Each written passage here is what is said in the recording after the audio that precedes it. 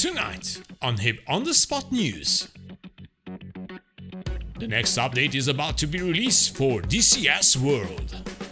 The Apache, the Viper and the Syria map will be the stars of the show. The Mirage F1 is in the house and working out. And the Marianas Islands are going back inside. This and more on How I Play. Hello virtual pilots, I'm Andre Celesti and tonight we are going to talk about the latest news in DCS World. The next open beta patch for DCS World is just around the corner, next Thursday if everything goes good. And like always, it will bring many new additions and fixes for our favorite simulator. The F-16C Viper will feature the newly added BDU-50 training bombs, the max toss anticipation queue to accompany the recently added dive toss bombing mode. With the next update, we'll include the lock voice message when you lock up a target in ACM radar mode and changes to the HMCS symbology for ACM slew mode. And of course, be prepared to get back in the cockpit for intense retraining as the Viper will receive improvements to the G onset and instantaneous turn rate or ITR. Adjusted to better match public data, these improvements will provide a more close to real-life performance of the Viper. But before we strap on the seatbelt and cringe for those advanced maneuvers in midair, we must understand that we can't just simply pull a 9G in any situation. It is highly dependent on the gross weight, drag index, altitude, the last meal you ate, airspeed, and more. Now, as the Apache just went gold... Newsflash, Andre, you went gold quite some time ago. It's almost here now. I know, I meant it got to the final phase. ED provides some reading material in order to start learning how to fly and operate the chopper. Spanning 361 pages, the guide provides a detailed accounting of all the history, sensors, weapons, systems and basic tactics for the AH-64D. Please bear in mind that the guide is a work in progress and as new systems are added to the module, it will be updated. I took a look last week and realized that I may need to take some days off from work in order to actually train for the Apache. I wonder what the company will say about that. Now, as the Apache approaches, the videos are progressing well. Understanding how to actually raise the beast in a hover, take off and approach, the rolling landing, also the defensive systems that will be available at launch, and the recent posted cold and dark start. Quite simple, if you ask me. And even the first mission, featuring a night attack with Casmo TV, WAGs and several SMEs of the AH-64D module, hunting down an armored column of tanks and SAMs to slow their assault and buy time for the friendlies. Please protect me, I'm a friendly. In 2 days, the Apache should be with us, and I cannot hide the excitement of getting to experience this iconic attack helicopter in the perfect environment. And yes, the environment indeed, because the Apache launch in early access brings with it the Syrian map expansion, with an increase to the east by 250 kilometers to the Deir ez-Zor airbase in Syria, a large section of the Euphrates River Valley in the eastern part of the map, as well as parts of the western Iraq and multiple airbases. We have mentioned this long time ago, but we will cover all the new additional airbases in the future. Now, the focus of the map updates is to better support historic AH-64D missions during the war on ISIS. And ED reminds us that this will be a free update to the Syrian map. But wait, there is more.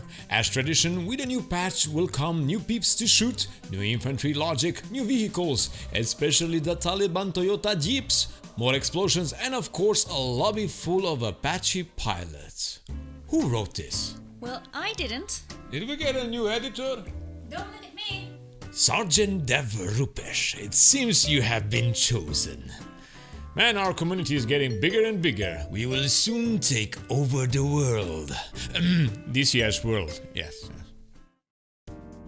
As we pop the popcorn and watch Matt Wagner's videos with the Apache, we noticed that the Mirage F1 by Aegis Engineering was roaming around. Most likely someone is having quite some fun. And then we understood that Aegis sent their module to ED for internal testing. Nice knowing that the F1 is on its way as well. And to remind you about this magnificent bird, Mr. Andre from the past has this to say. The versions that they are working on are all the Spanish Air Force versions. The Mirage F1 CE that will come with a basic single cockpit, the F1 EE, which is the refueling multi-role version, and the F1 BE that comes as a two-seater, and the Mirage F1M, the modernized version with new avionics. According to AvioDev, is the most complex version that will take most time to be completed. So we are waiting to get that release trailer for the F1 Mirage. Let's hope it happens anytime soon.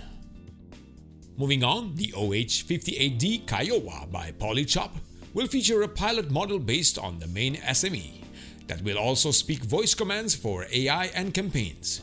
The name is Barundus and he has over 5,300 flight hours, was an instructor pilot in the Kiowa Warrior and has been deployed to numerous combat tours, and according to Polychop, this will contribute to the AI behavior. We watched a cool video by Casmo TV and Barundus in the Kiowa.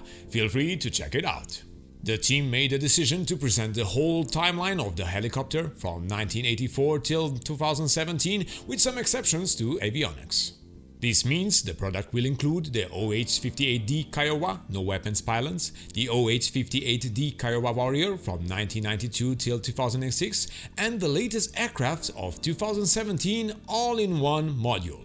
And keep in mind, this is not going to release in early access. It will be like the old times, a full release. Now from Polychop to India Foxteco and their DCS G91. They made some progress with renderings of the cockpit, prioritizing this part of the module as they think it will increase a solid base for the rest of the development process. They are happy with the results, so what can we say? Still waiting for a video showcase somewhere in the future. And of course, looking forward to see the G91 being added to DCS World. Mamma mia, io non posso credere. Bellissimo! Meraviglioso. And we end today's news with the Marianas Islands, World War II edition.